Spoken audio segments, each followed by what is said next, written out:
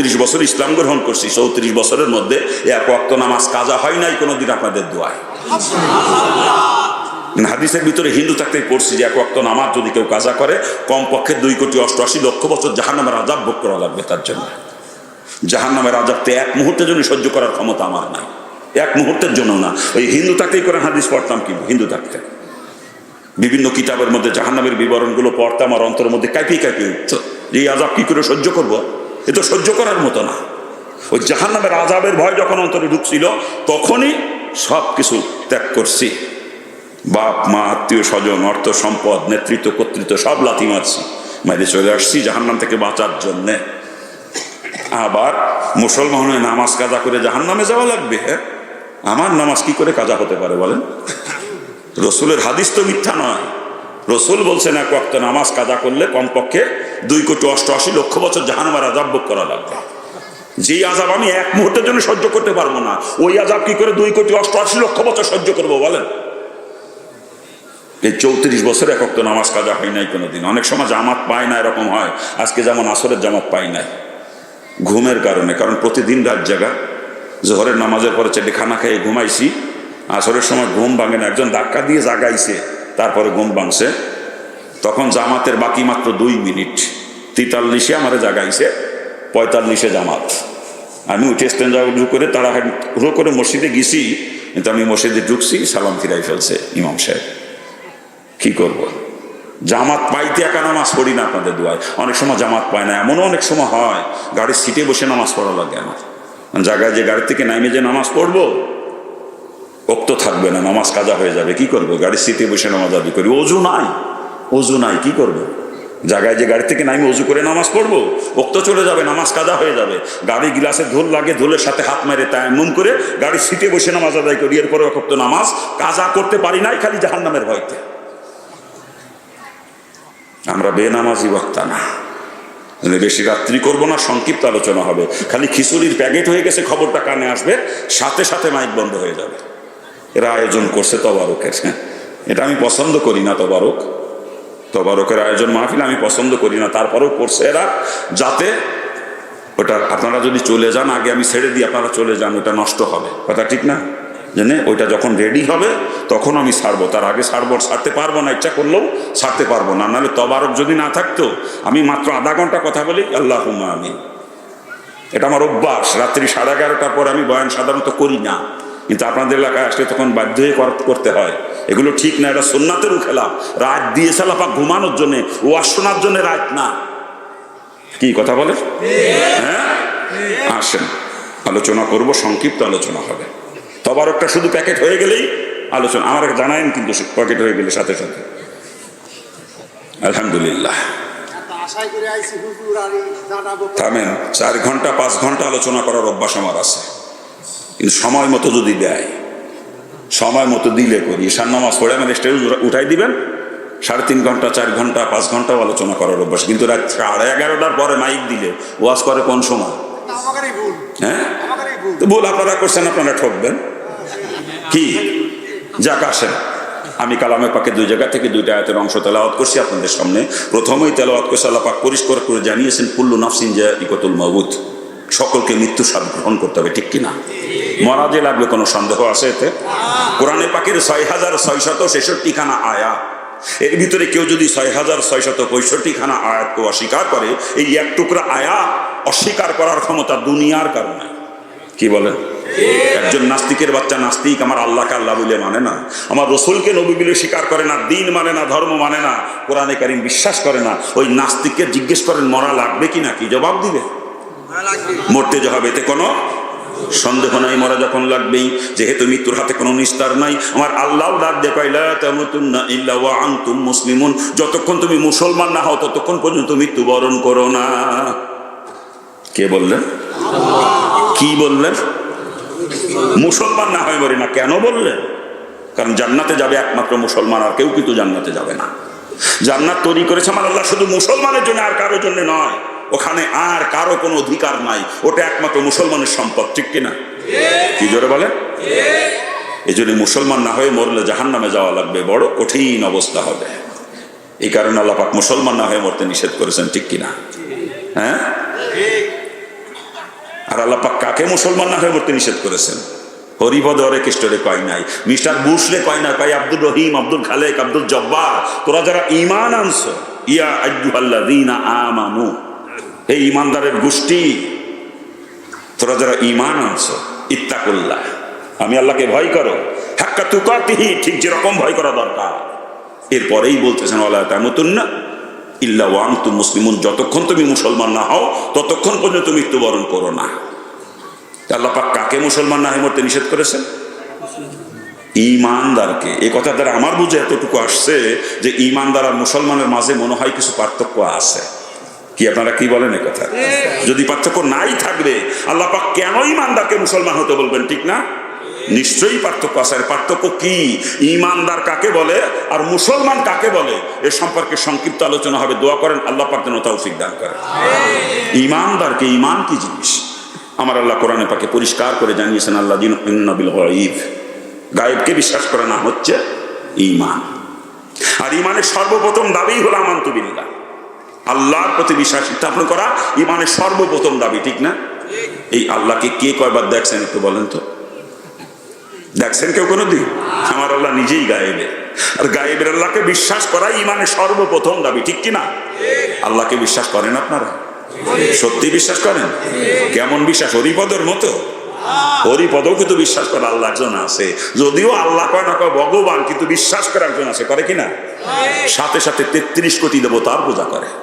আল্লাহর যে গুণ, আল্লাহ যে ক্ষমতা, ওইটা আর একজনের মধ্যে দেখে, অর্থাৎ আল্লাহর সঙ্গে শরীক করে বিধায় তাদেরকে ঈমানদার বলা হয় না, বলা হয় মুশরিক। ঠিক কিনা? জোরে বলে। যেমন হরিপদ আল্লাহকে মানে ঠিকই, কিন্তু রিজিকের মালিক মনে করে লক্ষ্মী। কি ঠিক কিনা? জোরে বলেন। আপনারাই বলেন, লক্ষ্মী যদি রিজিকের মালিক হয়ে থাকবে তো মুসলমান সব না খাইয়ে মরার কথা ছিল, যেহেতু মুসলমান কখনো লক্ষ্মী পূজা করে না। কি হুজুর আপনাদের এলাকায় করে না? হ্যাঁ, তো মুসলমানদের মধ্যে ধনী মানুষ নাই? কোটিপতি শিল্পপতি নাই? আবার যারা লক্ষ্মী পূজা করে ওদের ভিতরে ভিক্ষা করে খায়, এরকম লোক আছে কি নাই? হ্যাঁ, তাহলে বুঝতে হবে লক্ষ্মী রিজিকের মালিক না। লক্ষ্মী যদি রিজিকের মালিক হতো, যে তার পূজা করে না তাকে কখনো রিজিক দিত না, আর যে তার পূজা করে তাকে কখনো অভাবের ভিতরে রাখতো না। ঠিক কিনা? ভালো করে বোঝার চেষ্টা করবেন। হরিপদ আল্লাহকে মানে ঠিকই, কিন্তু বিদ্যা বুদ্ধির মালিক মনে করে সরস্বতীকে। কি ঠিক না? আপনারাই বলেন, সরস্বতী যদি বিদ্যা বুদ্ধির মালিক হয়ে থাকবে তো মুসলমানের বাচ্চা সব মূর্খ থাকার কথা ছিল, মুসলমানদের লেখাপড়া হওয়ার কথা ছিল না, যেহেতু মুসলমান কখনো সরস্বতী পূজা করে না। কি ঠিক কিনা? তা মুসলমানদের মধ্যে শিক্ষিত মানুষ আছে কি নাই? হ্যাঁ, BA pass, MA pass, doctor, engineer, উকিল, ব্যারিস্টার, মুফতি, মুহাদ্দিস আছে কি নাই? আবার যারা সরস্বতী পূজা করে ওদের ভিতরে ক লিখতে গেলে কলম ভাঙ্গে, এরকম লোক আছে কি নাই? আছে কি নাই? তাহলে বুঝতে হবে সরস্বতীও বিদ্যা বুদ্ধির মালিক না। ঠিক কিনা? ভালো করে বুঝবেন কথাগুলা। হরিপদ আল্লাহকে মানে ঠিকই, কিন্তু সন্তান দেওয়ার মালিক মনে করে মা ষষ্ঠীরে। হিন্দুরা ষষ্ঠী পূজা করে, জানেন তো আপনারা? কেন করে এটা আপনারা অনেকেই জানেন না। ওরা মা ষষ্ঠীকে সন্তান দেওয়ার মালিক মনে করে, এই জন্য ষষ্ঠী পূজা করে তার কাছে সন্তান প্রার্থনা করে। আর এই কারণে দেখবেন কোনো হিন্দু নারী যখন গর্ভবতী হয় ওরা একটা কথা বলে, মা ষষ্ঠীর কৃপা হয়েছে। কি বলে? মা ষষ্ঠীর কৃপা হয়েছে, মা ষষ্ঠী দয়া করে পেটের মধ্যে সন্তান দিয়েছে। আপনারা বলেন, সন্তান দেওয়ার মালিক যদি মা ষষ্ঠী হয়ে থাকবে তো মুসলমানদের সন্তান হওয়ার কথা ছিল না, যেহেতু মুসলমান কখনো ষষ্ঠী পূজা করে না। কি আপনারা কি বলেন? হ্যাঁ, তবে কিছু মুসলমানদের খাজা বাবা সন্তান দেয়। হিন্দুদের দেয় মা ষষ্ঠী, আর কিছু মুসলমানদের খাজা বাবা দেয় সন্তান। কি কথা কেন না? খাজা বাবার দ্বারা সন্তান চাই মান্যত করে। আল্লাহ পাক আমাদেরকে হেফাজত করুক। জোরে বলেন না? যে কথা বলতেছিলাম, সন্তান দ্বারা মালিক যদি মা ষষ্ঠী হয়ে থাকবে, মুসলমানদের সন্তান হওয়ার কথা ছিল না, যেহেতু মুসলমান ষষ্ঠী পূজা করে না। কথা ঠিক কিনা? কি জোরে বলেন, ঠিক কিনা? তা মুসলমানদের সন্তান হয় না। এমন মুসলমানের সঙ্গে এক দস্তরখানা বসে আমি খানা খেয়েছি যার 22টা সন্তান, 22 সন্তানের পিতার সঙ্গে এক দস্তরখানা বসে খানা খাইছি। আবার যারা ষষ্ঠী পূজা করে ওদের ভিতরে নিঃসন্তান আছে কি নাই? নিঃসন্তান আছে কি নাই? তাহলে বুঝতে হবে মা ষষ্ঠীও সন্তান দেওয়ার মালিক না। কি ঠিক কিনা? যারা বলেন ঠিক কিনা? ভালো করে বুঝতে হবে কথাগুলো। রিজিকের মালিক লক্ষ্মী না, বিদ্যা বুদ্ধির মালিক সরস্বতী না, সন্তান দেওয়ার মালিক মা ষষ্ঠী না, সব কিছুর মালিক আমার মাওলা। আমার আল্লাহ স্বয়ং সম্পূর্ণ সর্বময় ক্ষমতার অধিকারী, সর্বগুণে গুণান্বিত। এই কথার একিন 100 ভাগের 100 ভাগ অন্তরে জায়গা দিতে হবে। এর নাম হচ্ছে ঈমান। এর নাম কি? ঈমান। আমার আল্লাহ হরিপদর ভগবানের মতো না যে রিজিকের ব্যাপারে লক্ষ্যের সাহায্য লাগবে। আল্লাহ স্বয়ং সম্পূর্ণ, কোন মাকলুকের মুখাপেক্ষী নন। আল্লাহ পাক আসমান থেকে রিজিকের ফয়সালা করেন। কথা ঠিক কিনা? যারা বলেন ঠিক কিনা? ভালো করে বুঝতে হবে কথাগুলো সব কিন্তু বাজান। হরিপদ আল্লাহকে মানে ঠিকই, রিজিকের মালিক লক্ষ্মীকে মানার কারণে তাকে আমরা ইমানদার বলি না, বলি মুশরিক, ঠিক না? কিন্তু আজকে আমি আপনিও আল্লাহকে মানি ঠিকই, রিজিকের মালিক কেউ বানাইছি জমিন দিয়ে, কেউ বানাইছি ব্যবসারে, কেউ বানাইছি চাকরি দিয়ে। যারা কৃষি কাজ করি আমাদের ধ্যান ধারণা এই বছরের ফসলের যে অবস্থা কেমনে যে চলবে না আল্লাহই জানে। আমরা জমিনকে রিজিকের মালিক বানিয়ে বসে আছি। যারা ব্যবসা করি আমাদের ধারণা বর্তমান ব্যবসা বাণিজ্য যে পরিস্থিতি, সামনে কি না খেয়েই মরা লাগে না, আমরা ব্যবসাকে রিজিকের মালিক বানিয়ে বসে আছি। যারা চাকরি করি আমাদের ধারণা কোনো কায়দায় চাকরি যদি চলে যায় গোষ্ঠী শুদ্ধ না খেয়ে মরা লাগবে না, আমরা চাকরিকে রিজিকের মালিক বানিয়ে বসে আছি, ঠিক না? জোরে বলেন। হরিপদ আল্লাহকে মানে ঠিকই, রিজিকের মালিক লক্ষ্মীকে মানার কারণে যদি সে মুশরিক হয়ে থাকে, আমি আপনি আল্লাহকে মানে ঠিকই, রিজিকের মালিক কেউ জমিনকে, কেউ ব্যবসা, কেউ চাকরিকে বানিয়ে বসে আছি। ওই হরিপদের মধ্যে আমার মধ্যে কোনো পার্থক্য নাই। হরিপদ যদি মুশরিক হয়ে থাকে, আমি আপনিও মুশরিক। এই যে গায়রুল্লাহর প্রতি যে একই অন্তরের মধ্যে, এগুলা কিন্তু বড় শিরিক, বড় শিরিক। আল্লাহ না করুক এই অবস্থায় মারা যান, একবার ডাইরেক্ট জাহান্নামী, ডাইরেক্ট, কোনো নিস্তার নাই। আমার আল্লাহ সব গুনাহ মাফ করবে, শিরিক কখনো মাফ করবে না। যারা পরিমাণ শিরিক যদি ইমানের সঙ্গে মিশ্রিত থাকে, ওই ইমান আমার মাবুদের দরবারে গ্রহণযোগ্য নয়। শিরিক মুক্ত ইমান নিয়ে আল্লাহ পাকের দরবারে হাজির হওয়া লাগবে, ঠিক কিনা? যারা বলেন ঠিক কিনা? দুঃখ, দুঃখ আল্লাহ যে রিজিকের মালিক, এই কথাটা কিন্তু সাধারণ মুসলমানদের মধ্যে নাই বর্তমানে, অধিকাংশ আলেমের মধ্যে নাই। ইল্লা মাশাআল্লাহ কিছু আছে, না থাকলে আবার দুনিয়া চলতো না, কিন্তু সংখ্যায় খুব সীমিত। কিন্তু অধিকাংশ আলেমের অন্তর আল্লাহ রিজিকের মালিক, এই কথাটা কিনা আমি খুঁজে পাই না। তার বাস্তব প্রমাণ না, আমি মসজিদের খতিব, জুম্মার দিন মিম্বরে বসে বয়ান করি, এমন কোনো কথা আমার জবান দিয়ে বের হয় না যেই কথা দ্বারা চাকরি চলে যাওয়ার সম্ভাবনা আছে। একেবারে বাইনি মাসের মতো বয়ান করি আমরা খতিবের গোষ্ঠী বর্তমানে, একটা হক কথাও কই না। কথা ঠিক কিনা? কারণ হক কথা কইলে তো চাকরি থাকবে না।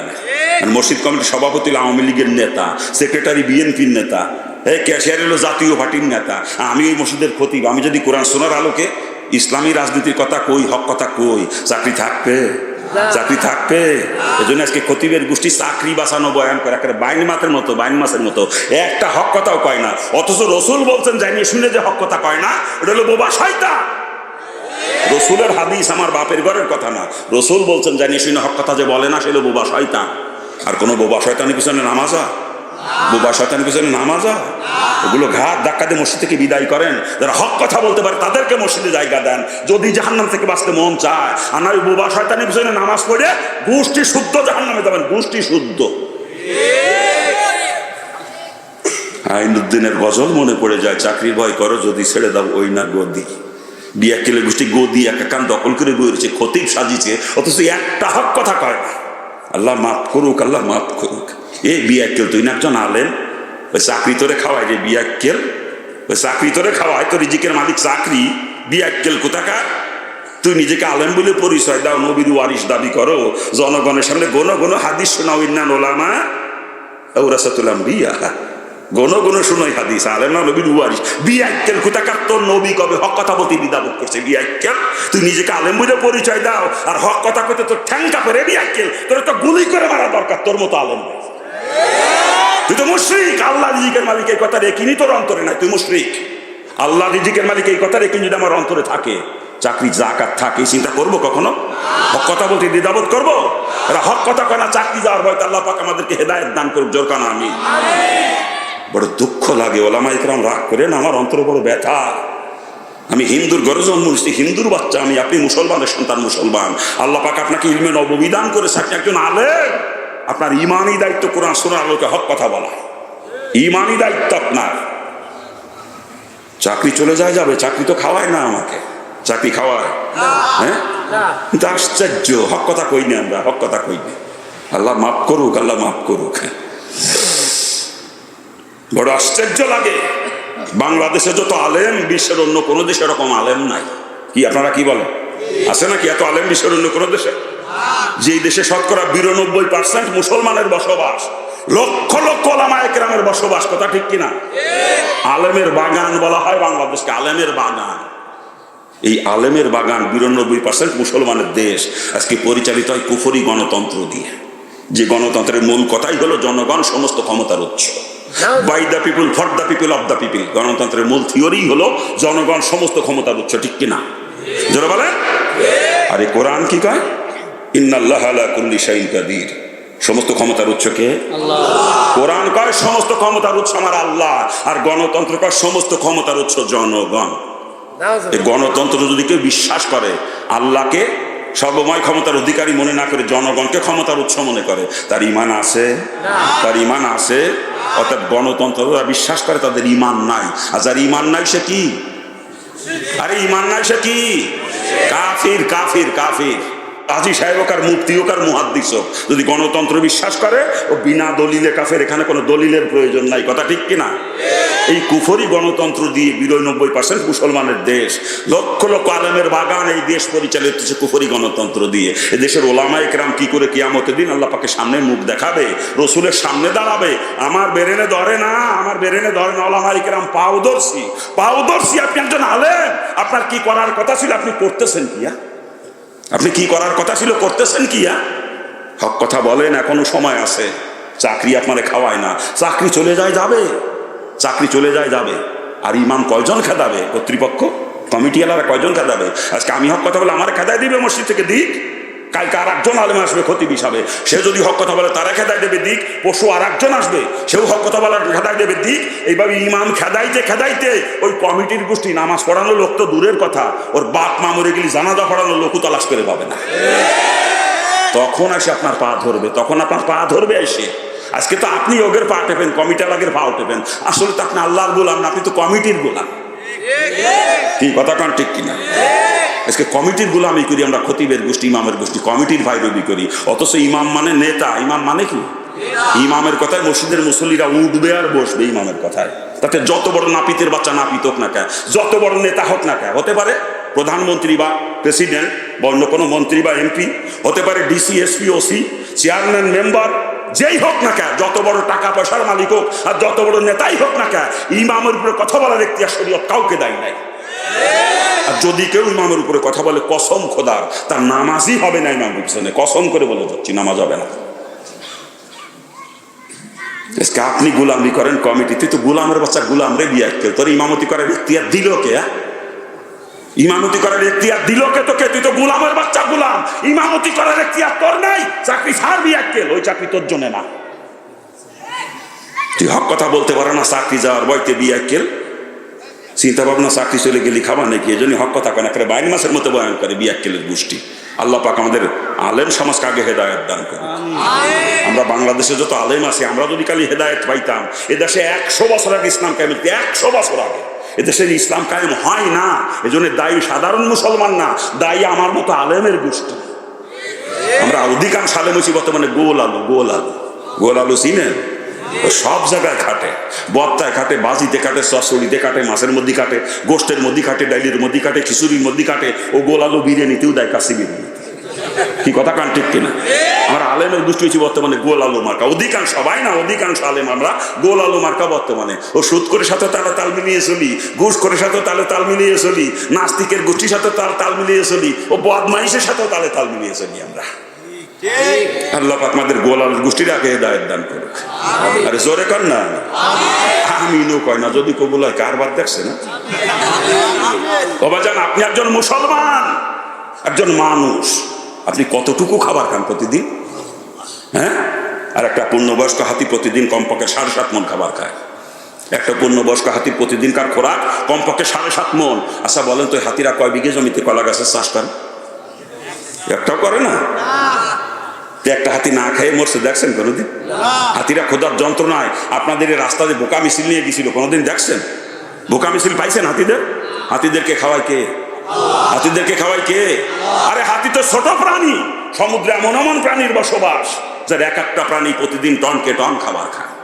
ওরকম প্রাণী একটা দুইটা না সমুদ্রে, ওরকম লক্ষ লক্ষ প্রাণীর বসবাস সমুদ্রে, যে একটা প্রাণী প্রতিদিন টনকে টন খাবার খায়। আচ্ছা বলেন তো, সমুদ্রের ওই প্রাণীগুলোর কয় বিঘে জমিতে পেঁয়াজের চাষ হয়? কি হুজুর কয় বিঘে থাক? ওরা কৃষিকাজ করে না নাকি? করে না? তাহলে নিশ্চয়ই ব্যবসা করে। আপনাদের বাজারে তোকে দোকানও আছে দুই সাইডে, না? ব্যবসাও করে না? কি কর? তাহলে চাকরি করে নিশ্চয়ই। আপনাদের খাই কি করে কান? মুসলমানের গোষ্ঠী রে, এই আমার আল্লাহ হায়ান জানোয়ার নিকৃষ্ট প্রাণী, তাদেরকে জমিন ছাড়া ব্যবসা ছাড়া চাকরি ছাড়া খাওয়াইতে পারে, আর আমি আল্লাহ সর্বশ্রেষ্ঠ সৃষ্টি মানুষ, আল্লাহ আমারে পারে না নাকি? আমার আল্লাহ পারে না? ব্যবসা ছাড়া চাকরি ছাড়া জমিন ছাড়া খাওয়াইতে পারে না নাকি? এই একিন আজকে অন্তরে তোর, এই একিন তুই আবার জান্নাতে যাইতে চাও? বিয়াক্কেল মুশরিকের গোষ্ঠী, আল্লাহ পাক মুশরিককে কখনো জান্নাত দিবে না। কথা ঠিক কিনা? জোরে বলেন ঠিক কিনা? আল্লাহ মুসা আলাইহিস সালাম কমকে 40 বছর আসমান থেকে খাওয়াইছে, 40 বছর। সে খাবারের নাম ছিল মান্না সালওয়া। কি নাম? কি নাম? তা মুসা আলাইহিস সালাম কওমের দাম আল্লাহ পাকের কাছে বেশি না মুহাম্মদ সাল্লাল্লাহু আলাইহি ওয়াসাল্লামের কওমের দাম বেশি? ওদেরকে আল্লাহ 40 বছর খাওয়াইছে আসমান থেকে, আমাদেরকে পারে না? আমাদেরকে পারে না? কিন্তু আমার সেই একিন কই? আজকে আমার একিন গায়রুল্লাহর প্রতি, আসবাবের প্রতি একিন। এই জন্য আল্লাহ পাক আসবাবের মাধ্যমে রিজিক দিচ্ছেন। যদি আল্লাহ পাকে জাতের উপরে একিন থাকতো, কসম খোদার বিনা আসবাবে রিজিক পাইতাম আমরা, বিনা আসবাবে। বান্দাবান্দি আল্লাহ পাকের প্রতি যেরকম ধারণা পোষণ করে, আল্লাহ পাক বান্দাবান্দির সঙ্গে সেই রকম মুআমালা করে। কি আমাদের কিনা আসবাবের প্রতি, এই জন্য আসবাবের মাধ্যমে আল্লাহ পাক রিজিক দিচ্ছেন আমাদেরকে। আল্লাহ পাকের জাতের উপরে কিন্তু একটু কসম করে বলতেছি, বিনা আসবাবে রিজিক আমার সামনে চলে আসতো, বিনা আসবাবে। কি কথা ঠিক কিনা? যারা বলেন ঠিক কিনা? আর এই যে গায়রুল্লাহর একিন অন্তরের মধ্যে যে কত বড় শিরিক, আমরা কল্পনাও করতে পারবো না, কল্পনাও করতে পারবো না। হরিপদ লক্ষ্মীরে বানাইছে আল্লাহ শামিল, লক্ষ্মীরে রিজিকের মালিক বানাইছে, আর আমি জমিন রে ব্যবসারে চাকরিরে বানাইছি। ওই হরিপদের মধ্যে আমার যদি কোনো পার্থক্য নাই। আমারে যদি আল্লাহর বেহেস্ত দিয়া লাগে, হরিপদ দোষ করেছে কোন জায়গায়? হ্যাঁ, মুসলমান করে জন্মিছি, একদিন একদিন বেহেস্তে যাবো। ওরে ঠেলা রে, একদিন একদিন বেহেস্তে সেই যাবে যে ইমান নিয়ে মরবে, শিরিক নিয়ে মরবে না, সেই একদিন একদিন বেহেস্তে যাবে। বদ আমলে সাজা শাস্তি খাইতে কুটেও। আর যে শিরিক নিয়ে মরবে, কোনোদিনও জান্নাতে যাবে না, কোনোদিনও না। মুশরিকের জন্য জান্নাত চিরদিনের জন্য বন্ধ।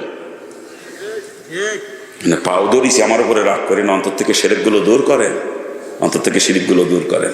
আমাদের প্রত্যেকের অন্তর মধ্যে বিশ্বাস এরকম কম বেশি আছে। আমার বউ তো মরিয়ে গিল, তাহলে সময় মতো হরিপদ ডাক্তারে ভাইলাম বিলে বাসা আছে নাকি? এরকম বিশ্বাস, এরকম বিশ্বাস আছে নাকি? আমার মেয়ের অবস্থা তো খারাপ হয়ে গেছিল, সময় মতো পাবনা সদর হাসপাতালে নিলাম বলে এই রক্ষা।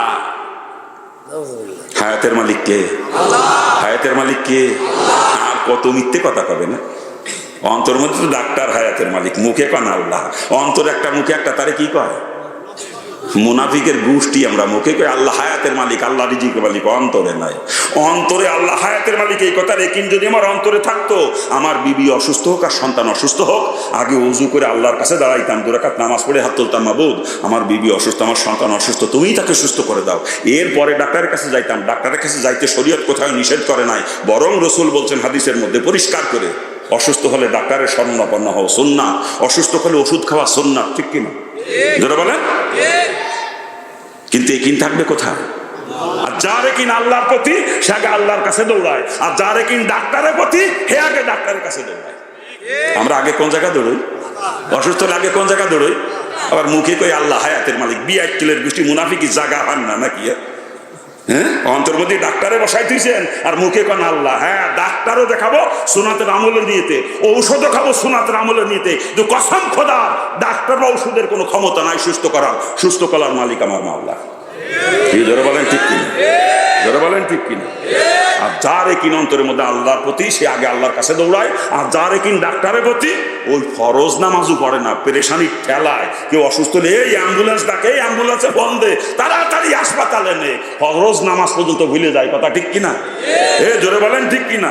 তোর তো ইমানই নাই রে বিয়াক্কেল, তুই তো মুশরিক। তুই ডাক্তারে বানাইছো হায়াতের মালিক, বিয়াক্কেল। খারাপ লাগতেছে নাকি? খারাপ লাগতেছে? বাজান, শরীয়ত কৃষিকাজ করতে নিষেধ করে নাই, ব্যবসা করতে নিষেধ করে নাই, চাকরি করতে নিষেধ করে নাই। ওগুলো করা সুন্নাত। কৃষিকাজ করবো সুন্নাতের আমলের নিয়েতে, ব্যবসা করবো সুন্নাতের আমলের নিয়েতে, চাকরি করবো সুন্নাতের আমলের নিয়েতে। কিন্তু একিন থাকতে হবে আল্লাহ পাকের জাতের প্রতি। ওইগুলো আমারে খাওয়ায় না, আমার রিজিকের মালিক আমার আল্লাহ। এই কথা ঠিক কিনা? খারাপ লাগতেছে আপনাদের? আগে ইমানি রোগের ট্রিটমেন্ট করতেছে, এরপর আমলের রোগের ট্রিটমেন্ট হবে ইনশাল্লাহ। ইমান ছাড়া আমলের কোনো দাম নাই, আছে নাকি? ইমান ছাড়া আমলের কোনো দাম আছে? হ্যাঁ, ইমান হলো সংখ্যা। সংখ্যার মধ্যে সব থেকে ছোট সংখ্যা ধরেন একই, আর যত নেক আমল আছে সব হলো শূন্য। ওই একের পরে শূন্য বসলে কত হয়? আর একটা বসলে, আর একটা বসলে, তারপরে 10,000, 1 লাখ, 10 লাখ, কোটি এভাবে বাড়তেই থাকে, ঠিক কিনা? কিন্তু বাম দিক থেকে একটা মুছে ফেলে দেন, শূন্য অনেকগুলো, তো মেলা দাম নাকি?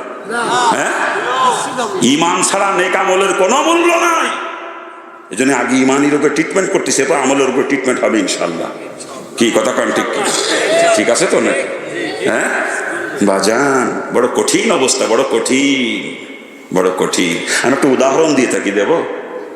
আমার এলাকায় বর্ষাকালে তো বিলে পানি টইটম্বুর, ও সময় মাছ টাছ তেমন একটা ধরা যায় না।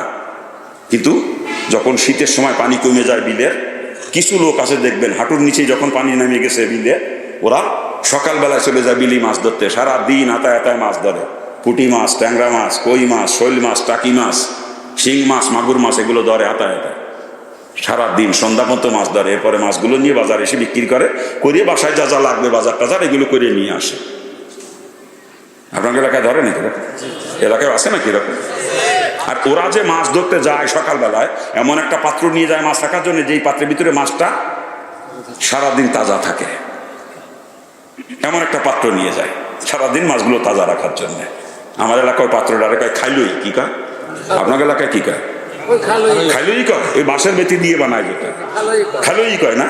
তা ও মাছ ধরতে গেছে, খাইলই নিয়ে গেছে, খাইলের তলি হলো বাঙ্গা। ও সকালের তে মাছ ধরা শুরু করছে, সন্ধ্যের মতো মাছ ধরে ধরে ওই বাঙ্গা খালির মধ্যে তুইছে। সন্ধ্যার সময় মাছ তো সবগুলোই পাবে না, কি কয়? সন্ধ্যার সময় মাছ সবগুলো পাবে না, কারণ কি? খালোর তলি বাঙ্গা, না কি কয়? বাজান, আপনার ইমানের খালি তলি বাঙ্গা, আপনি নাম আমলের মাছ ধরে ধরে রাখতেছেন বাঙ্গা খাইলইতি। সন্ধ্যার সময় তো আমল সবই পাবেন নাকি? সবই পাবেন। হ্যাঁ, শিরিক মুক্ত ইমান তৈরি করেন। ছোট ছোট বাচ্চারা নুরানি মাদ্রাসায় পড়ে, নুরানিতে হুজুরি মাদ্রাসায় আছে, নুরানি আছে না?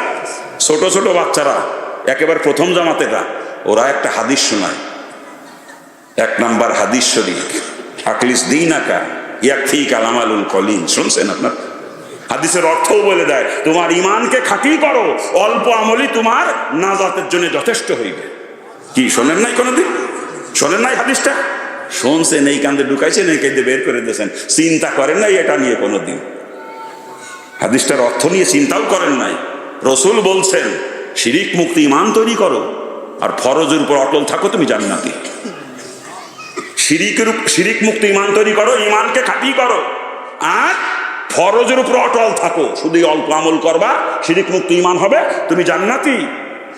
আর তুমি তাহাজ্জুদ মারো, রাত বুড়িয়ে তাহাজ্জুদ। এই যে সবে বরাত গেছে কালকে, রাত বুড়িয়ে নামাজ গুতো হয়েছে, নফল নামাজ। কি কথা ঠিক কিনা? চান্দে চান্দে নফল রোজা হয়, বছরে বছরে নফল হজ করে, দান সদকার ঠেলা কি, ওরে বাপরে বাপ। ফরজ সদকা যেটা জাকাত, ওটা তো করেই। নফল সদকার কোনো হিসাব কিতাব নাই, বেহিসাবি দান সদকা করে, আল্লাহ টাকা পয়সা দিচ্ছে। কিন্তু ইমানের খাইলো তলি ফুটো, সেরেক অন্তরের মধ্যে বড়া। আপনার লাভটা কি বাজান? এই তাহাজ্জুদে আপনার জান্নাতে নিতে পারবে না। আপনার নফল রোজা আপনাকে জান্নাতে নিতে পারবে না। নফল সাদকা, নফল হজ আপনাকে জান্নাতে নিতে পারবে না। জান্নাতে যাওয়ার জন্য 2টা শর্ত। 1 নম্বরে শিরিক মুক্ত ইমান, 2 নম্বরে ফরজের উপর অটল থাকা। এরপরে যত নফল ইবাদত করতে পারবেন, বেশি বেশি করবেন, তত মর্যাদা বেড়ে যাবে আপনার জান্নাতের মধ্যে। ইতি ইমানের খালি তলু যদি ফুটো তাই বাজান, কোন আমলের কোনো দাম নাই, সব শূন্য। কথা ঠিক কিনা? এই জন্য আগে ইমানি রোগে ট্রিটমেন্ট করতেছি, এরপর আমলের রোগে ট্রিটমেন্ট হবে ইনশাআল্লাহ। ঠিক আছে না? কি ঠিক আছে না? আসেন, আবার আল্লাহ সম্পর্কে বিশ্বাস করা শুধু ইমানের শেষ কথা নয়। যত গায়েবের যত খবর নবী রাসূলরা নিয়ে আসছে, সমস্ত খবরকে 100 ভাগের 100 ভাগ বিশ্বাস করার নাম হচ্ছে ঈমান। ঠিক কিনা? কি জোরে বলেন, ঠিক কিনা? আচ্ছা, ফেরেশতাদেরকে কিরা কবে দেখছেন? কয় জায়গা কন দিয়ে একটু দেখছেন কেউ কোনোদিন? ফেরেশতারাও গায়েবে নাকি? হ্যাঁ, কি ফেরেশতারা গায়েবে না? আর কবর তো ফিরাই যান আর আসেন আপনারা নাকি? কি কবর একবারও যান নাই? কেউ একবারও যান নাই? তাহলে কবরও গায়েবে নাকি? হাসরের ময়দানে তো ফুটবল খেলতে গেছিলেন সেই বছর নাকি? তাও যান নাই কোনোদিন? কি কয়? তাহলে ওরাও গায়েবে নাকি? ওরাও গায়েবে। এরপর একটা ব্রিজ পার হওয়া লাগবে। আমাকে বাংলাদেশে যমুনা সেতুর মতো না, পদ্মা সেতুর মতো না বাজার। ও ব্রিজের বিবরণ হাদিসের ভিতর দিয়েছেন, একজন মানুষ যদি চলতে শুরু করে, একাধারে 30,000 বছর চলতে থাকবে, যত দূরে যাইতে পারবে তার থেকেও লম্বা হবে ব্রিজটা। চুলের থেকেও চিকুন হবে, খুরের থেকেও ধার হবে। আবার রসুল বলেন ব্রিজের পাশে কোনো ধরনই দেওয়া নাই যে ধরে ধরে পার হয়ে যাবে, এরকম কোনো ব্যবস্থা নাই। আবার জায়গাটার ব্যবহার রসুল দিয়েছেন, জায়গাটা হবে অমাবস্যার রাত্রি থেকেও বেশি অন্ধকার আচ্ছন্ন। ও ব্রিজ তো কতবারই পার হয়েছেন আপনারা, নাকি কি পার হন নাই কেউ কোনোদিন? দেখছেন তো নাকি? পার না হলেও দেখছেন নাকি? দেখেনও নাই কয় কি নাম শুনছেন নাকি? নাম শোনেন না? কি নাম জানো?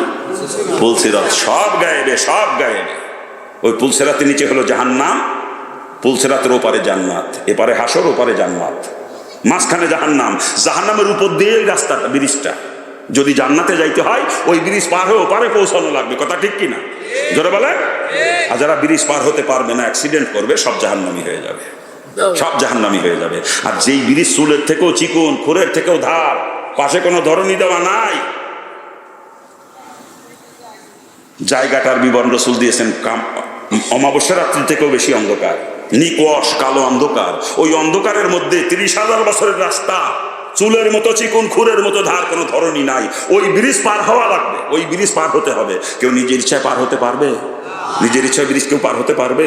রসুল বলেন আমি স্বয়ং নিজেও আল্লাহ পাকে কুদ্দত ছাড়া ওই ব্রিজ পার হতে পারবো না। আল্লাহ পাকে কুদ্দত ছাড়া রসুল বলেন আমি নিজেও পার হতে পারবো না। যাকে আল্লাহ পাক কুদ্দতের সাহায্যে পার করবে সেই ব্রিজ পার ওপারে পৌঁছাবে, সে জান্নাতি হবে। আর আল্লাহ পাক যাকে কুদ্দতের সাহায্যে পার করবে না, সে জাহান্নামী। চিৎকার দিয়ে বলেন নাউজুবিল্লাহ। আর আল্লাহ পাক কাকে পার করবেন ওই ব্রিজ কুদ্দতের সাহায্যে, রসুল হাদিসের মধ্যে তাও জানাই দিয়েছেন। বলবো? রসুল বলেন যে ব্যক্তি 5 ওয়াক্ত নামাজ সময় মতো গুরুত্ব সহকারে আদায় করবে, আল্লাহ তাকে বিনিময়ে 5টা পুরস্কার দিবে। কয়টা? এই 5টা পুরস্কারের মধ্যে একটা কথা রসুল বলেছেন, আল্লাহ পাক তাকে বিজলির আকারে ওই ব্রিজ পার করে দিবে, বিজলির আকারে। হাদিসের মধ্যে বিজলি শব্দটাই ব্যবহার করেছেন রসুল, যাতে উম্মতের বুঝতে সহজ হয়। বিজলি যেমন আকাশের এক কোনায় চমকায়, বিদ্যুৎ মুহূর্তের মধ্যে লোকনা যে শেষ আর দেখা যায় না, ঠিক না? এরকম নামাজের গুরুত্ব যার অন্তরে আছে, 5 ওয়াক্ত নামাজের প্রতি যিনি যত্নবান, একটা কদম পুলসিরাতে রাখবে, আল্লাহ পাক মুহূর্তের মধ্যে বিজলির আকার ওপারে নিয়ে পৌঁছে দেবে। চিৎকার দিয়ে বলেন সুবহানাল্লাহ। আর যারা নামাজের প্রতি যত্নবান না, নামাজের প্রতি যাদের অন্তরের মধ্যে গুরুত্ব নাই, আমার আল্লাহ তাদেরকে ওই ব্রিজ পার করবে না কুদরতের সাহায্যে, তারা সব জাহান্নামী হয়ে যাবে। চিৎকার দিয়ে বলেন নাউজুবিল্লাহ। ওই ব্রিজ পার হওয়ার একমাত্র হাতিয়ার হলো 5 ওয়াক্ত নামাজ। বিকল্প আর কোনো পদ্ধতি নাই ব্রিজ পার হওয়ার, একমাত্র পদ্ধতি 5 ওয়াক্ত নামাজ। কথা ঠিক কিনা? জোরে বলেন ঠিক কিনা? এই কথা জানার পরেও মুসলমানের নামাজ কি করে কাজা হয় আমার ব্রেনে ধরে না, আমার ব্রেনে ধরে না। আজকে মহল্লায় জরিপ করে দেখেন, শতকরা 5 জনও ঠিক মতো নামাজ পড়ে না, আর বাকি 95% বেনামাজি। কি কথা ঠিক না ভুল বলতেছি? এই মাসুম ভাই যাই, মাসুম ভাই কই যাও? কি মাসুম ভাই কোথায় রাখছি কথা? হ্যাঁ, ওই ব্রিজ পার হওয়ার একমাত্র হাতিয়ার হলো 5 ওয়াক্ত নামাজ, বিকল্প আর কোনো পদ্ধতি নাই। এই কথা জানার পরে কোনো মুসলমান কখন নামাজ কাজা করতে পারে না, ঠিক কিনা? কিন্তু আমাদের সমাজের অবস্থা দেখেন, আপনার মহল্লায় জরিপ করেন, শতকরা 5 জনও ঠিক মতো নামাজ পড়ে না, আর 95% বেনামাজি। কথা ঠিক কিনা? কি জোরে বলেন ঠিক কিনা? একেবারে বেনামাজি বা কই কি করে? সপ্তাহে 1 ওয়াক্ত তো পড়ে না, কি কারণ? সপ্তাহে 1 ওয়াক্ত পড়ে, শুক্রবার জুমার নামাজটা পড়ে, ঠিক না? ঠিক না? ওই জুম্মার টাইমে যে দেখবেন মসজিদে জায়গা হয় না, মসজিদের সামনেই চট বিছাই দিয়া লাগে, রাস্তার পাশে মসজিদ, রাস্তার উপরে চট বিছাই দিয়ে নামাজ আদায় করে মুসল্লিরা। কথা ঠিক না? রাস্তা বন্ধ করে দিয়ে, অথচ রাস্তায় কত মানুষ চলাচল করতেছে, তাদের কত বিঘ্ন ঘটতেছে। ওই সময় রুগী নিয়ে যাচ্ছে, হাসপাতালে যাবে, মুমূর্ষ রুগী, এই রুগীর অ্যাম্বুলেন্স বন্ধ দাঁড়ায় থাকলে নামাজের জন্য। কথা ঠিক না? রাস্তা বন্ধ করে নামাজ আদায় করে। কিন্তু ওই দিন আসরের টাইমে ওই মসজিদে যাই দেখেন দি মুসল্লি কয়জন? 1 কাতারও পড়ে না। কথা ঠিক না? কি জোরে কার? 1 কাতারও পড়ে না। আল্লাহ মাফ করুক। মুসলমান নামাজ পড়ে সপ্তাহে 1 ওয়াক্ত। ওরে সপ্তাহে 1 ওয়াক্ত নামাজ হলো খ্রিস্টানদের জন্য, আর যে মুসলমান তার জন্য প্রতিদিন 5 ওয়াক্ত নামাজ। ঠিক কিনা? যারা বলেন ঠিক কিনা? তো অল্প একটু পার্থক্য আছে, খ্রিস্টানরা পড়ে রবিবারে আর আমরা মুসলমানরা পড়ি শুক্রবারে, এইলো পার্থক্য। যেন যারা শুক্রবারে খালি জুম্মার নামাজ পড়ে ওকে টাইটেল দিছে আমি নব খ্রিস্টান। খ্রিস্টানরা রবিবারে নামাজ পড়ে আর নব খ্রিস্টানরা শুক্রবারে, এই পার্থক্য, খালি শুক্রবারের মধ্যেই পার্থক্য। নামাজ ওরাও 1 ওয়াক্ত সপ্তাহে, এরাও 1 ওয়াক্ত সপ্তাহে। কথা ঠিক কিনা? নাকি ভুল বলতেছি আমি? হ্যাঁ, আল্লাহ মাফ করুক, আল্লাহ মাফ করুক। ওকে টাইটেল দিয়েছেন নব খ্রিস্টান, আমার একজন নব মুসলিম কন। ওই দেখেন আমার নামের পাশে মনে হয় লেখাও আছে নব মুসলিম, আছে নাকি? হ্যাঁ, এরা লেখে না? কি কর? যাক আলহামদুলিল্লাহ। আমার নব মুসলিম কয় মানুষ? আমি 5 ওয়াক্ত নামাজ পড়ি নিয়মিত, জন্মেছিলাম হিন্দুর ঘরে, হিন্দুর ঘরে জন্মে 5 ওয়াক্ত নামাজ পড়ার কারণে যদি আমি নব মুসলিম হয়ে থাকি, আপনি জন্ম নিয়েছেন মুসলমানের ঘরে, নামাজ পড়েন সপ্তাহে 1 ওয়াক্ত, আপনি নব খ্রিস্টান। আপনার টাইটেল আজকে দিয়ে গেলাম, আপনি নব খ্রিস্টান। এই সপ্তাহে 1 ওয়াক্ত নামাজের গুটি সব জাহান্নামী, চিৎকার দিয়ে বলেন নাউজুবিল্লাহ। এরা জান্নাতে গেলে আমার রসুল মিথ্যেবাদী হয়ে যাবে, রসুলের হাদিস মিথ্যা হয়ে যাবে। আর কসম খোদার, কসম খোদার, কসম খোদার, রসুলের কোনো হাদিস কখনো মিথ্যা হবে না, রসুল কখনো মিথ্যাবাদী হবে না। অর্থাৎ সপ্তাহে 1 ওয়াক্ত নামাজি কখনো জান্নাতে যাবে না। রসুলের পরিষ্কার হাদিস। দুনিয়াতে যার সঙ্গে যার মিল থাকবে, কিয়ামতে তার সঙ্গে তার হাসর হবে। যারা সপ্তাহে 1 ওয়াক্ত নামাজ পড়ে, এদের মিল দুনিয়ায় খ্রিস্টানদের সাথে।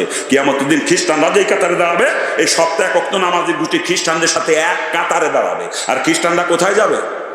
এই খ্রিস্টানরা কোথায় যাবে? অতএব সপ্তাহে 1 ওয়াক্ত নামাজের গোষ্ঠী কিয়ামতের দিন খ্রিস্টানদের সাথে এক কাতারে জাহান্নামে যাবে, এক কাতারে। এরা যদি জান্নাতে যায়, রসুল মিথ্যাবাদী হয়ে যায়, রসুলের হাদিস মিথ্যা হয়ে যায়। আমার বাপের ঘরের কথা না, রসুলের হাদিস, রসুলের হাদিস। আমরা কি মুসলমান না খ্রিস্টান? নামাজ কি সপ্তাহে 1 ওয়াক্ত পড়বো না প্রতিদিন 5 ওয়াক্ত পড়বো? কোনটা? সপ্তাহে 1 ওয়াক্ত পড়বো না প্রতিদিন 5 ওয়াক্ত পড়বো? কোনটা? এতদিন ভুল করছি, তওবা করে ফেলবো, তওবা করে আল্লাহ মাফ করে দেবে। আশার বাণী শুনেছে কোরআনে পাকে, লা তাকনাতু মির রাহমাতিল্লাহ, বান্দা আমার রহমত থেকে নইরে আসিস না। এতদিন ঠিক মতো নামাজ পড়িস নাই, তওবা করে নামাজি হয়ে যা। নামাজ আর জীবনে কাজা করিস না। আর অতীতের কাজা নামাজগুলো সময় সুযোগ পাইলে আদায় করে দে। আমি তোর অতীতের গুনাহ মাফ করে রহমতের কোলে তোকে তুলে নেব। আমরা পারি না তওবা করতে? পারি না? একটু চোখের পানি ফেলে আল্লাহর কাছে মাপ চাইতে পারি না? চোখ থেকে 1 ফোঁটা পানি বের হয়ে চোখ থেকে গড়ায় নাকের আগায় আসার আগ পর্যন্ত আল্লাহ আপনাকে মাফ করে দিবে। আল্লাহ পাকের নাম রহমান, আল্লাহ পাকের নাম গফফার, মাফ করনেওয়ালা। শুধু মাপ চাইতে দেরি, আল্লাহ পাক আপনাকে মাফ করতে দেরি করবে না। না, আপনাকে আল্লাহ পাক সৃষ্টি করেছিল প্রতিকূলতার ভিতর দিয়ে। ফেরেশতারা নিষেধ করছিল, ফেরেশতারা বারণ করছিল, নাকি কান? আল্লাহ আমরাই তো তোমার ইবাদত করতেছি, ওই মানুষ বানানোর দরকার নাই, ওরা দুনিয়ায় যে মারামারি কাটাকাটি করবে। আল্লাহ ফেরেশতারা কইছিল, আল্লাহ পায় আমি যা জানি তোমরা তা জানো না। আপনি যখন আল্লাহ পাকের হুকুমের খেলাফ চলেন, আল্লাহ পাকের কলিজা চৌচির হয়ে যায়, কুদরতি কলিজা চৌচির হয়ে যায়, খান খান হয়ে যায়। যখনই তওবা করে ফিরে আসেন, আল্লাহ পাক আপনাকে নিয়ে গর্ব করে, দেখ আমার বান্দা, তোরা কইছিলি মারামারি কাটাকাটি করবে, যদিও করিস এতকালকে তোমার বান্দা ভুল বুঝতে পারছে, ফিরে আসছে তওবা করে। আল্লাহ সাথে সাথে আপনাকে মাফ করে দিবে, ঠিক কিনা? কি জোরে বলেন ঠিক কিনা? একটু মাফ চাইতে পারবো তো? আর আগামী জিন্দেগিতে নামাজ কাজা করব না, নামাজ আর কাজা করব না। মুসলমানের নামাজ কখনো কাজা হতে পারে না। কি রাজি আছেন? এখন থেকে নিয়মিত 5 ওয়াক্ত নামাজ পড়বো, রাজি আছেন? রাজি আছেন? কারা কারা রাজি? একটু হাত তোলেন তো, আমি দেখতে চাই। এতদিন ঠিক মতো পড়ি নাই, ভুল করছি, আরে ভুল করবো না, এখন থেকে নিয়মিত 5 ওয়াক্ত নামাজ আদায় করবো। মা বোনরা পর্দার ভিতর থেকে হাত তোলেন, আল্লাহ পাক দেখতেছে, ফেরেশতারা ভিডিও করতেছে, দেখেন। হাত তোলেন আপনারা, যার জীবনে নামাজ কাজা করবো না। আর অতীতে যে নামাজগুলো কাজা হয়ে গেছে, সময় সুযোগ মতো আদায় করে দেওয়ার চেষ্টা করব। করতে করতে আদায় হয়ে যায় আলহামদুলিল্লাহ, আদায় হওয়ার আগে যদি মারা যায়, আল্লাহ তাআলা মাফ করে দিবে। কথা ঠিক কিনা? কি করবো তো ইনশাআল্লাহ। আল্লাহ পাক সকলকে কবুল করুক, জোরে বলেন আমিন। আরে জোরে কর না আমিন। খারাপ লাগতেছে আপনাদের? খারাপ লাগে বাজান? আলোচনা করতেছিলাম বাজানোর, জান্নাত জাহান্নাম কেউ কিছু দেখি নাই, সব কিন্তু গায়েবে। জান্নাতের নাজার নিয়ামত শান্তি, জাহান্নামের আযাব আর গজব শাস্তি কেউ দেখি নাই, সব গায়েবে। আর এই গায়েবের যত খবর নবী রাসূলরা নিয়ে আসছে, সমস্ত খবরকে 100 ভাগের 100 ভাগ বিশ্বাস করার নাম হচ্ছে ঈমান। নিজে নজরে যেটা দেখি আমারে দেখা ভুল, কিন্তু আসমানি যে খবর নবী রাসূলরা নিয়ে আসছে, এই খবরের মধ্যে বিন্দু পরিমাণে সন্দেহ নাই, ঠিক কিনা? যারা বলেন ঠিক কিনা? আসলে আমরা চোখে ভুল দেখি। সকালবেলা ঘুম থেকে উঠে পূর্ব আকাশের দিকে তাকাবেন, দেখবেন ওই বাগানের মধ্যে দিয়ে সূর্য উঠতেছে। কি ঠিক না? ওই পাশে বাগান আছে, বাগানের মধ্যে সূর্য উঠতেছে। আবার সন্ধ্যার সময় পশ্চিম আকাশের দিকে তাকাবেন, মাগরিবের আজানের একটু আগে, দেখবেন ওই পাশে নদী আছে, নদীর পানির মধ্যে সূর্য ডুবে গেল। কি তাই দেখা যায় না? আমার চোখ কি ঠিক দেখছে? আমার চোখ কি ঠিক দেখছে? হ্যাঁ, আমাদের চোখ আসলেই ভুল দেখে। রেল লাইনের মাঝখানে দাঁড়ায় সামনের দিকে তাকাবেন, যত দূরে চোখ যায় দেখবেন সামনে আগাইতে আগাইতে রেল লাইন কাছে আস্তে আস্তে এক জায়গায় যে মিলে গেছে দুটো। কি তাই দেখা যায় না? আমার চোখ কি ঠিক দেখছে? আমাদের চোখে যা দেখি এগুলো ঠিক না, ভুল দেখি আমরা, ভুল। কিন্তু আসমানি যে খবর নিয়ে আসছেন নবী রাসূলরা, এর মধ্যে বিন্দু পরিমাণে সন্দেহ নাই। আমি চোখে দেখতেছি ব্যবসা করি, ওই দিয়ে আমার সংসার চলে, লাভের টাকা দিয়ে সংসার চলে। আমি চোখে দেখি জমিনে ফসল ফলাইতেছে, ওইটা দিয়ে চলতেছে। আমি চোখে দেখি চাকরি করি, বেতন পাই, ওইটা দিয়ে চলতেছে। কিন্তু আসমানি খবর হলো ওইগুলো রিজিকের জিম্মাদার না, রিজিকের জিম্মাদার মাওলা। এই চোখের দেখাকে অস্বীকার করা, নিজের নজরকে অস্বীকার করা, আসমানি খবরকে বিশ্বাস করা, এর নাম হচ্ছে ঈমান। এর নাম কি? আর যারা এগুলা বিশ্বাস করে তাদেরকে বলা হয় ঈমানদার। আর ঈমানদারকে ডাক দেওয়া কয় মুসলমান না হয়ে মরে না, তাহলে মুসলমান কারে কয় বোঝা দরকার না একটু? কি বোঝা দরকার না একটু? আল্লাহ মুসলমান না হয়ে মরতে নিষেধ করেছে। আর আমরাও তো মুসলমান। হ্যাঁ, বাপের নাম আব্দুর রহিম, আমার নাম আব্দুল খালেক, মুসলমানের ঘরে জন্মিছি, আমি মুসলমান। আবার গরু খাই জন্মের খাওয়া, আমি বড় মুসলমান। সেনুর মাথা কাটছি, আমিও মুসলমান। কথা ঠিক কিনা? হ্যাঁ বাজান, মুসলমানের ঘরে জন্ম নিয়েই মুসলমান হওয়া যায় না। যদি পারেন হাত পাখা দিয়ে একটু বাতাস দিলে ভালো হয়।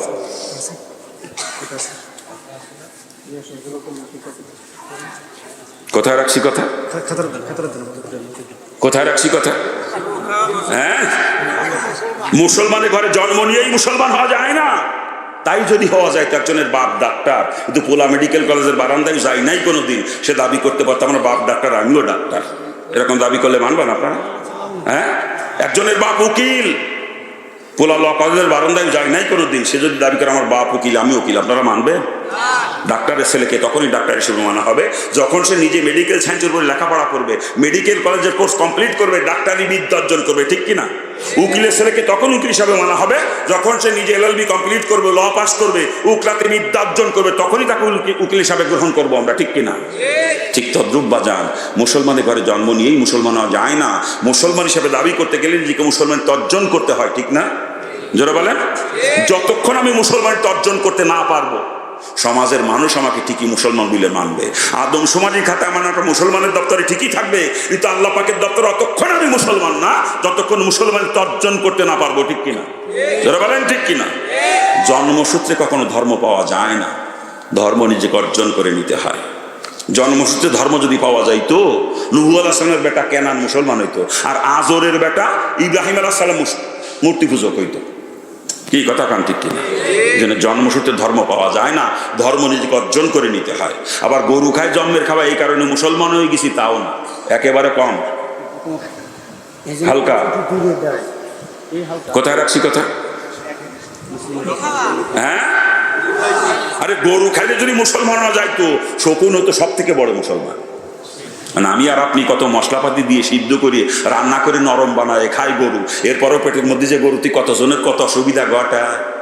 কারো অ্যালার্জি সাথে, কারো প্রেশারে ধাক্কা মারে, কারো গ্যাস বাড়ে, কারো রাম সাথে, নাকি কার? হ্যাঁ, কিন্তু বেচারা শকুন ও কাঁচা খাইয়ে হজম করে ফেলে। গরু খাইলে যদি মুসলমান হওয়া যাইতো, শকুন আমার আপনার থেকে বড় মুসলমান হইতো। ঠিক কিনা? এই ধরে বলেন ঠিক কিনা? আরে বর্তমান হিন্দুরা জন্মের খাওয়া খায়, গরু জন্মের খাওয়া, প্রকাশ্যে খায় না, গোপনে খায়, গোপনে। ওই দেখবেন কুরবানি আসার 10-12 দিন আগেই বন্ধু বান্ধবের দাওয়াত দেয়, এই কুরবানি দিন তোকে বাড়ি জামানে, কিন্তু তবে রাতে একটু গভীর হলে জামানে, যাতে কেউ না দেখে। আবার ঘুমায় করিস না জানো, কয়ে দেয় বন্ধু দেয়। ওই কুরবানির দিন আপনার বাড়ি আপনার মুসলমান বন্ধু আইছে, কুরবানির দিন তারা আপনি খানা দিয়েছেন কুরবানির গোস্ত দিয়ে, প্রথমে 2 টুকরা গোস্ত দিচ্ছেন, ফির আর 1 টুকরা দিতে যাবেন, ওকে আর দিস না ভাবতেছি না, কিন্তু হিন্দু বন্ধু যে আইছে ওরে দিয়ে দেখেন 1.5 কেজি সেটি দেয় এক। কি কথা কান ঠিক কিনা? তা গরু খাইলে মুসলমান, ওগুলো সবই মুসলমান। কি কথা কান? হ্যাঁ, গরু খাইলেও মুসলমান হওয়া যায় না। আবার সেনুর মাথা কাটছি বলে মুসলমান হয়ে গেছি, এরকমও না বাজার। সেনুর মাথা কাটা বোঝেন আপনারা? বোঝেন? আরবিতে বলে সুন্নতে খতনা, বাংলায় কয় মুসলমানি। আপনার দেশে কি কয়? এ দেশেও মুসলমানই কয়, আমার এলাকায় মুসলমানই কয়। কিন্তু একদিন এক পুকুর ঘাটে গেছি একটু কাজে, যাই দেখি 3 মহিলা বসে গল্প করতেছে পুকুর ঘাটে গাছতলায়। এক মহিলারা কয় অমুকির ফুলা সেনুর মাথা কাটছে, অমুকির ফুলা সেনুর মাথা কাটছে, কবুলা করতেছে। শুনতে আমার কাছে একটু মজা লাগছিল কথাটা, এই জন্য আমি মাঝে মাঝে কই আর কি। বাবা যান, বর্তমানে ডাক্তাররা পরীক্ষা নিরীক্ষা করে পাইছে পুরুষের শরীরে এমন কিছু রোগের সৃষ্টি হচ্ছে বর্তমান, যে রোগগুলোর একমাত্র ট্রিটমেন্ট হলো খতনার, বিকল্প আর কোনো চিকিৎসা নাই, বিকল্প কোনো চিকিৎসা নাই, খতনা। আর এই জন্য বর্তমান ডাক্তারের পরামর্শ মোতাবেক অনেক হিন্দু বৌদ্ধ খ্রিস্টানরাও খতনা করাইতেছে রোগের থেকে মুক্তি পাওয়ার জন্য। কি ঠিক না? তা খতনা করাইলেই মুসলমান, তাহলে ওগুলো সবই মুসলমান। কি কথা কেন না কেন? হ্যাঁ, এই জন্য মুসলমানের ঘরে জন্ম নিয়েও মুসলমান হওয়া যায় না, গরু খাইলেও মুসলমান হওয়া যায় না, খতনা করাইলেই মুসলমান হওয়া যায় না। মুসলমানের সাইজ একটু আলাদা।